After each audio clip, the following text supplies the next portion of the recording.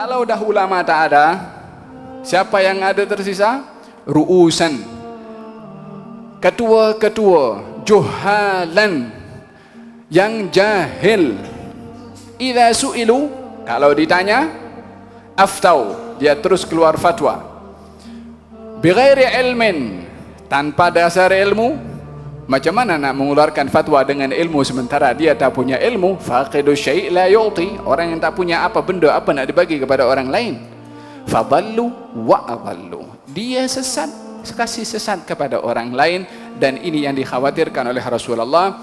Inna akhwaf ma akhafu alaikum ummati minad dajjal al munafiqu alimul lisan. Dalam riwayat yang lain, al ulama ussu. Yang paling aku khawatirkan kepada kamu wahai umatku, yang lebih aku khawatir daripada fitnah dajjal adalah orang munafik yang pandai bercakap, ataupun orang ulama as-su', yakni yang menjual agama untuk mendapatkan dunia. Ini lebih berbahaya daripada fitnah ad-dajjal, karena ad-dajjal kita boleh kenal dengan sifat Rasulullah SAW. Dia adalah bermata satu dan sifatnya begini, tertulis di dahinya kafir. Tapi ulama usu', dia pakai baju, mungkin baju ulama, mungkin dia guna ayat Quranul Karim, mengguna hadis Nabi SAW.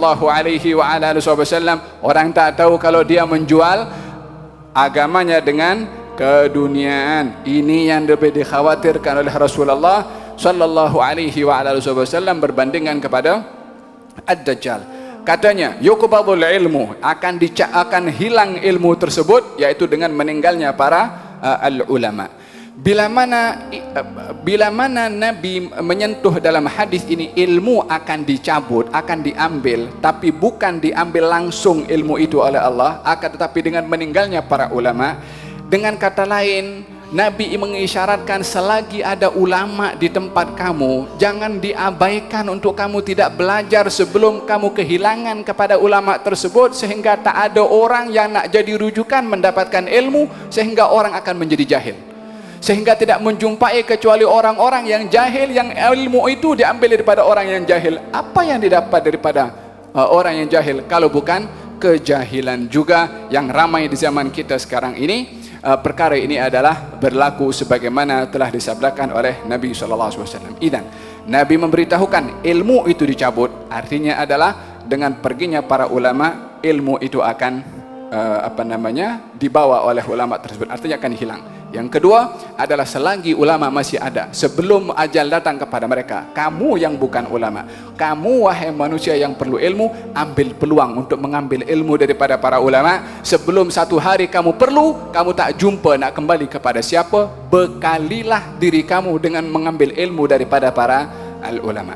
Natijah kalau ilmu ini tidak ada, hasil kalau ilmu itu sudah terpendam bersama dengan para ulama, apa yang akan terjadi? Yadharul al-jahlu, akan zahir. Bila mana disebutkan zahir, dia akan ketara, nampak, jelas. Dia bukan hanya lahir, tapi zahir. Kalau lahir masih paruh, tapi zahir nampak, yakni akan lebih mewarnai kepada zaman. Dengan kejahilan, dengan perginya para ulama, dengan ketiadaan orang-orang yang berilmu, akan nampak kejahilan. Yadharul jahlu, kalau ilmu tidak ada, akan lahir, akan muncul merajalela kejahilan. Lalu apa lagi akan muncul? Al-fitan, fitnah. Jahil akan mewarnai zaman, fitnah akan merajalela di satu zaman bila mana ilmu tidak ada. Bila mana para ulama sudah tidak ada, baru dua perkara ini akan merajalela di mana-mana. Bukankah di zaman kita sekarang pun kita nampak bagaimana keadaan kejahilan dan juga fitnah yang berlaku? Puncanya daripada mana? Lenyapnya ilmu. Apa sebab ilmu lenyap? Disebabkan oleh kerana hilangnya para ulama dan juga kealpaan umat manusia untuk mengambil manfaat daripada mereka para ulama. Selagi masih diberi kehidupan oleh Allah, ramai manusia tidak mengambil iktibar, belajar kepada mereka para ulama. Kecenderungannya adalah banyak kepada hal keduniaan, maka berlakulah apa yang berlaku di zaman kita sekarang, kejahilan. Dan juga yang kedua adalah fitnah.